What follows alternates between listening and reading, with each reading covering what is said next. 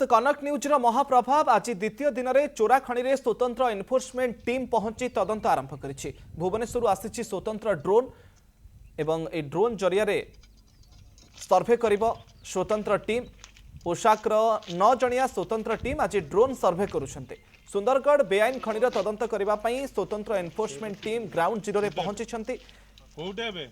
स्वतंत्र टीम गठन करिसेंति खणी निर्देशक। सुंदरगढ़ हेमगिरी तेलेंडीही रतनसरा जामकानी भोगरागछार जंगल रे ठाब होइतिबा चोरा कोयला खणी मामलार तदंत करुछि राज्य खणी विभाग स्वतंत्र एनफोर्समेंट टीम रे अछंती 3 जण उपनिर्देशक, जणे डीडीजी, जणे माइनिंग ऑफिसर समेत 4 जण पुलिस अधिकारी। सांगरे अछंती हेमगिरी तहसीलदार, आरआई, वन विभाग रेंज ऑफिसर।